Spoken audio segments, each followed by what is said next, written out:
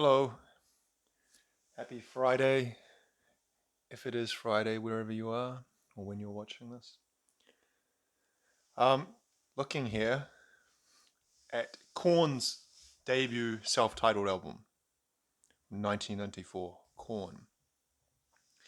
This particular copy I have here is secondhand. Can't remember exactly where I bought it, but it would have been in the last, I'd say, year and a half, and it would have been, at a guess, $1. Just looking at the general condition, you can see that part of the front case is cracked and missing. Got the old black style. This isn't a reissue or a special edition or anything. This is from the original issuing in 1994 or thereabouts. And the condition's pretty. Apart from that case, it's fine. The disc has got one scratch there. I can see quite a noticeable scratch. But I played this a number of times and it's always played fine. And what you find is that sometimes these superficial scratches have no bearing on the playability of the disc, but every now and then they do. So it's a bit of a crapshoot with that. The booklet.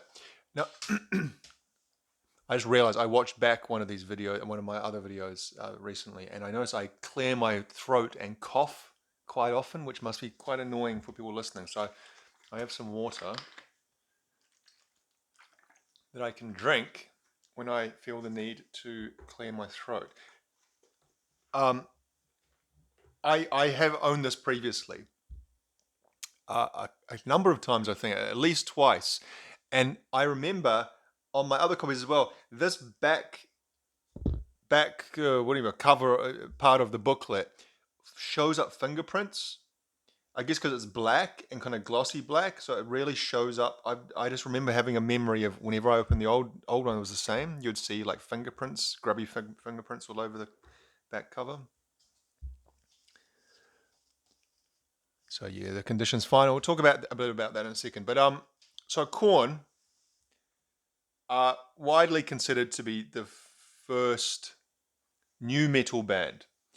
So there are other bands who we certainly speak of as highly influential for new metal, like Faith No More and Rage Against the Machine. Although they would probably prefer that wasn't true, but you can certainly hear some of the influence of those bands and a few others in new metal. But I'd say this album was the first new metal album. And what do we mean by new metal? Well, that's always going to be hard to answer, isn't it? But I would guess uh, what down-tuned guitars, quite um, unmelodic, lack of melody, um, percussive use of the bass, which obviously was a important element of the Korn sound, but a few other bands did that as well.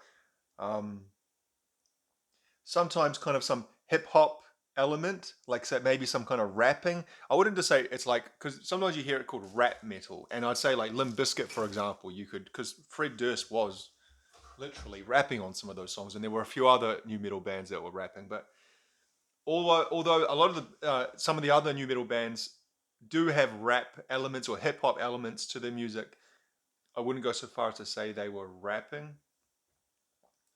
Um, Use of seven-string guitars.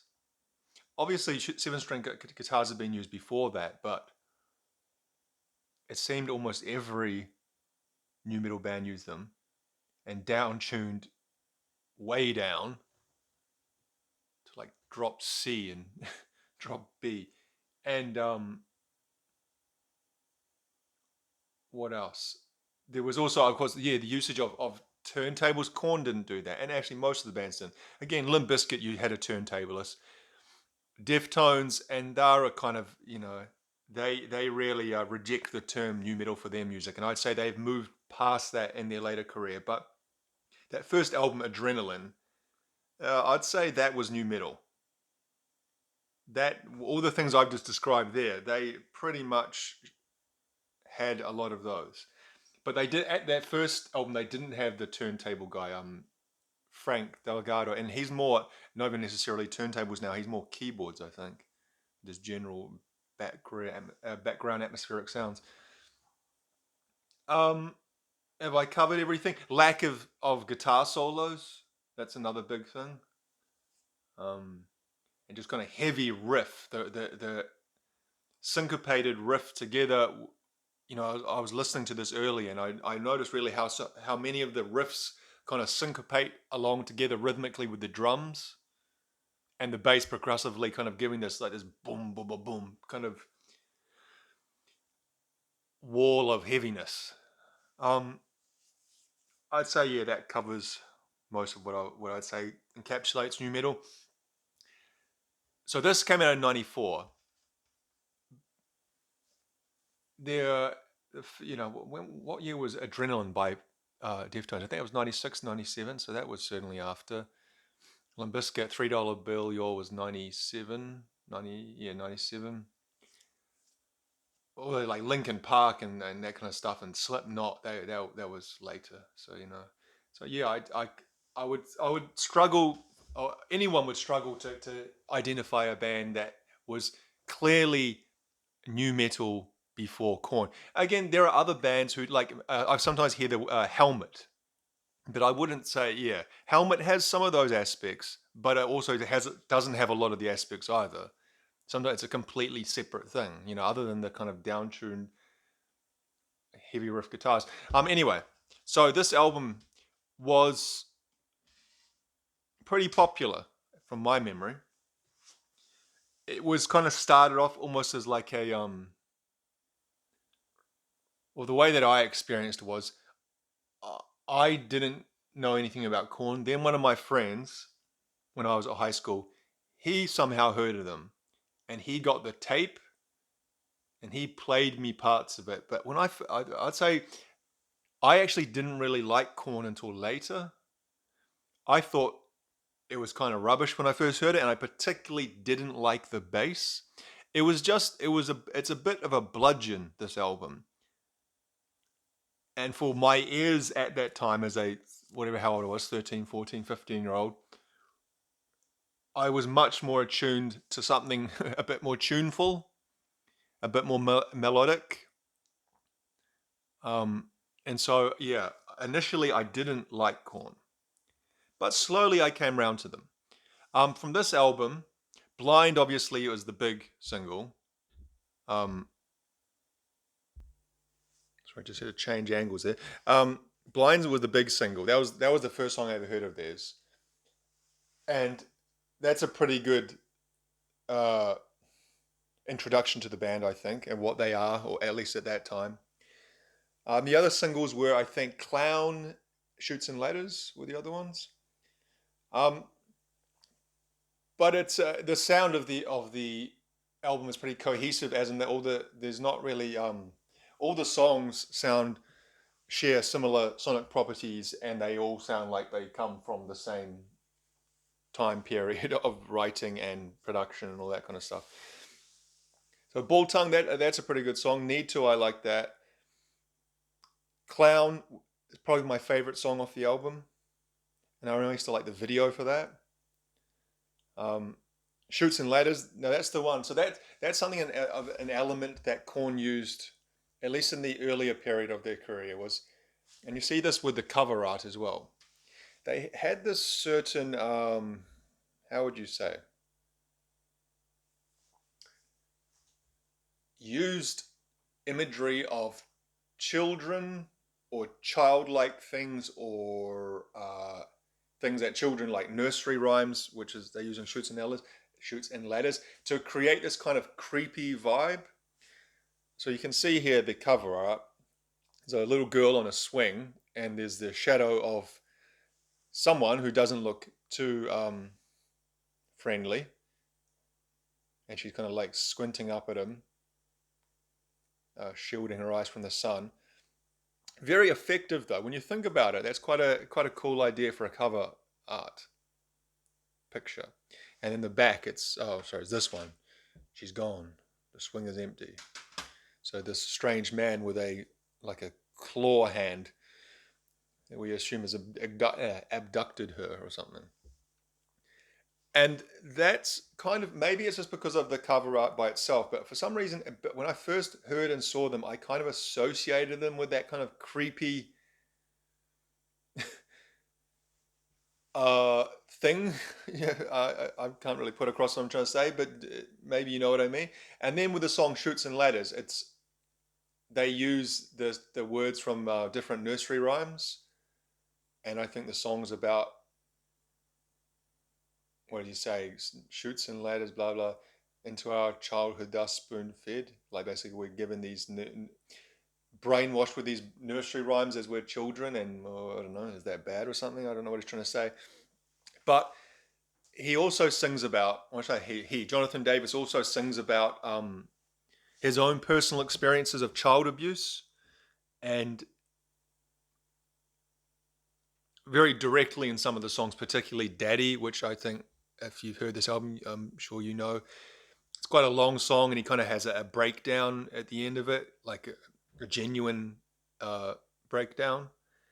He's singing about an experience he had in his youth surrounding that kind of thing. And maybe that added to the creepiness of it. So they use the imagery of the kind of the kid being abducted.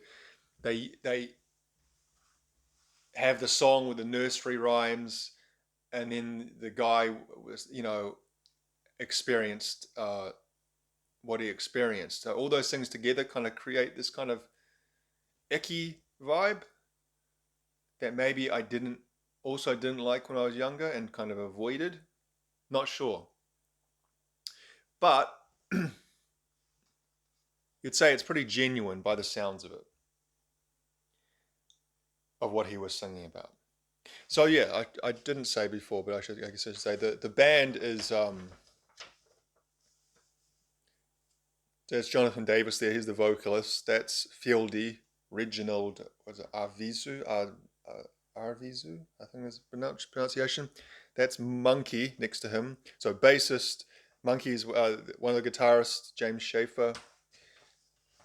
David Silveria, their first drummer. Head, or Brian Welch, who's the other guitarist, and that's the other side of Jonathan Davis's face. So it connects back up and makes his whole face.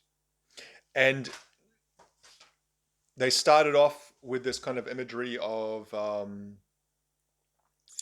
Jonathan Davis would wear Adidas tracksuits, sometimes glittery Adidas tracksuits. And they had this kind of look, and they kind of dressed quite hip hop.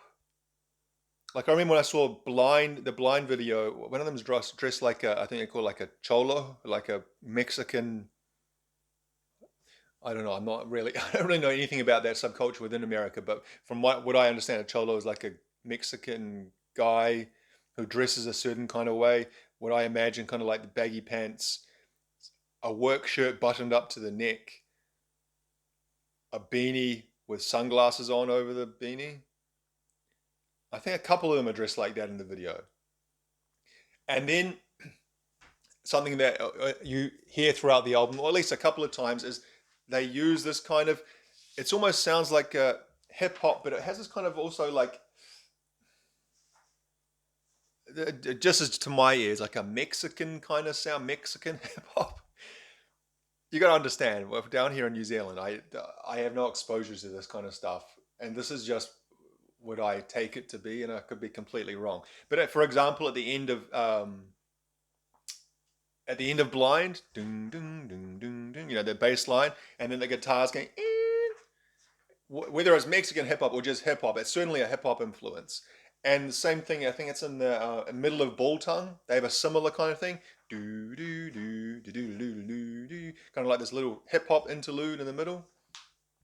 And they use that drum machine start at the beginning of Helmet in the Bush. And like I said, the way they dress, they kind of present themselves as a bit hip hop. They wore quite baggy clothes. They were certainly different from grunge look. They weren't going for the grunge look or the kind of alternative slacker look type, of other bands like of the mid '90s, like Weezer or something like that, or Nada Surf or something like that. They had a very quite a separate thing from that. Um, so really, they gave birth to this kind of, or at least popularized this kind of melding of the metal hard rock with the hip hop kind of scene, and brought those two things together and kind of pushed that forward. And I guess by the time we got to the late '90s with new metal, that kind of reached a higher peak. Um, so after this album, they released Life is Peachy. I think that was '96. And that's when I started kind of like it. I really liked the song on that album called Adidas. Adidas. But then what really made me a fan was Follow the Leader in 1998. That was the first album of theirs that I actually bought. I remember I bought the CD and you got a free Korn beanie. Oh, a beanie, like a wool hat, what do you want to call it? Um, and that album was big for me. At that particular time in my life, there was a period there, late 1998, early 99, up to about Issues. Issues what? Issues came out in November 99, I think. So from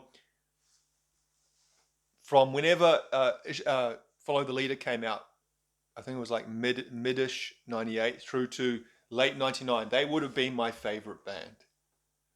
I couldn't get enough of them. I also saw them live in that period. They came to the Big Day Out Festival in 1999. Yes, January 15th, because I remember, oh, yes. It was the day after the start of our relationship. So my girlfriend and I, at that time, this is a long, fucking 20 years ago, 23, 4 years ago, our the day that we decided we were a couple was the 14th of January. And she didn't come to the concert, I remember, but there was the next day. And I was so happy because I was so happy to be with her. I mean, that didn't last. Anyway, and that concert was massive. They played in the late afternoon. So this was during, Follow the Leader. So they were pretty huge. And it was fucking intense. The mosh pit was huge. It was, I just, yeah, have a memory of it just being fucking chaotic and hot and intense. And he did the part where he comes out on the stage with John Davis did the part where he comes out with the bagpipes, like at the start of Shoots and Ladders. And he kind of does it to like rev the crowd up. I haven't really thought about that concept, but like I said, it's not often that in your life that, well, there's been a few times where it's been true for me, but not always, where you'll get into a band and you'll be absolutely, 100% into them, especially as a young person. They'll be the main thing in your life, and then just by, luck, they happen to be touring. I guess I should say this is in New Zealand where we don't get bands touring. In America, or even Europe and Britain, you guys get bands coming and going constantly. I guess if you live in big cities, if you're out in rural areas, it might be different. But in New Zealand, a band like Korn, I know they toured here at Life is Peachy in '96. They toured in '99.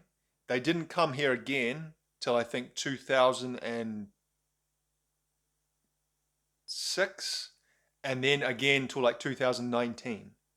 So sometimes you're waiting like 5, 10 years between tours. There's some bands who have never come here. There's actually a lot of bands who have never come here. So for a band to come here exactly at the time that you were so into them, it's like the perfect meeting of things, and that's how it was for me. And it was such a, I keep using the word intense, like it's like almost like religious, spiritual.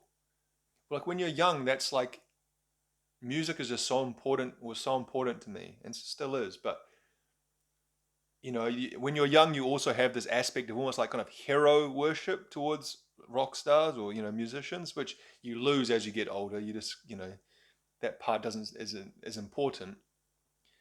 Whereas I was like, I just couldn't believe that the band that they were on stage in front of me and they're fucking playing the music, and it was so nutty, the crowd, and yeah, great experience. You look back in your life and you think so lucky sometimes to have had these experiences. Um, yeah, I've kind of gone way off track talking about the album here, haven't I? But it really was, yeah, the birth of a genre that is much maligned, isn't it? I've talked about this in another video. A lot of people can't stand nu metal. They look down on it. It's seen as a joke. They insult it. And I'll admit, there was a period there that I was almost kind of embarrassed, or maybe would say what's the word, denied. Like Peter, I denied my fandom. Let's say around you know, I guess mid 2000s stuff like that. Untouchables. I bought Untouchables, but that was when I was dropping off then. And then after Untouchables, I kind of dropped off the map. And there are lots of albums where I didn't listen to them at all. That midsection after Head left and David left, and they made like a fucking dubstep album and stuff like that. I admit I haven't listened to a lot of those albums, but I did listen to the one they released in 2019 called The Nothing. That's a fucking great album. That sounds like a band that has still got it, the musical writing chops. There's some songs on that are as good as anything they've done in their career. So I reckon if you have haven't listened to Korn in a while, I recommend that album, The Nothing from 2019. He wrote that after his ex-wife committed suicide. So it's a pretty heavy album for him, for John Davis. But Head is back in the band, so it's both guitarists. David's still out. But what's his name? Ray Luzier. He's a great drummer. Maybe some people say he doesn't have the funk like David had. David did have quite a good feel to his drumming, whereas Ray seems to be more of just kind of a typical metal drummer. We're not saying he's a bad drummer at all, but yeah, that's a criticism I've heard some people level at the band. Um, but I think it's important not to reject the bands of your youth. What's that the Smith song, Rubber Ring? What does Morrissey say? Don't forget the songs that made you cry, the songs that saved your life. When you lay in awe on the bedroom floor and said, "Oh, won't you smother me, mother?" He's kind of basically saying, don't forget the music from your youth. It had an important part in your mind and in your soul and in your heart. And you might think you're too cool and too big for it now and it's whatever, but listen to it with an open heart and maybe you'll find you actually do still like it. You don't have to be embarrassed by music. That's a ludicrous thing when you think about it. So I can say I am a fan of Korn. There's a lot of stuff they did I didn't like, but there's also a lot of stuff that I really did like and had an important part in my life. Thank you for watching.